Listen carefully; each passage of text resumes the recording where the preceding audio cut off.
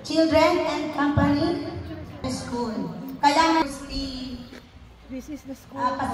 Salamat din po, Dr. Meneses, sa pagkapangunak sa aming paanyaya. So, in Luke 6:38, Jesus says, "Give, and you will receive. Your gift will return to you in full. You will have less."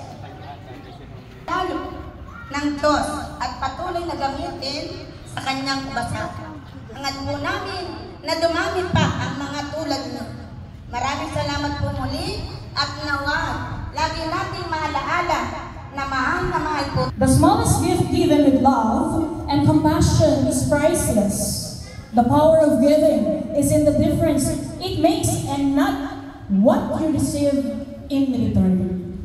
And now, let us hear a message from the woman behind this wonderful event today, the sponsor of our new building, a project of Federation of Filipino Chinese Chambers of Commerce and Industry Incorporated and Batangas Filipino Chinese Chambers of Commerce and Industry Incorporated through the effort of our Barangay Chairwoman, Cristina Villa Basilan. Let us all welcome the daughter of Mr. Jose C. Gian and Mrs. Milagros Liga, none other than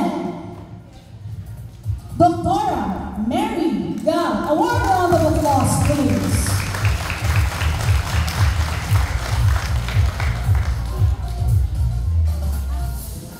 Maraming salamat. Yung MC natin, pang Araneta Coliseum Standard. Ayan, magandang hapon sa inyo lahat. Mukhang hindi yun ang official clap na pinag-practicean natin kanina. Isang bagsak na official clap. 1, 2, 3.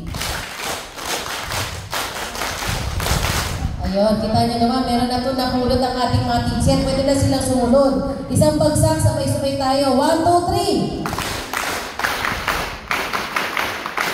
O, diba? Ang saya-saya natin, diba? In behalf of my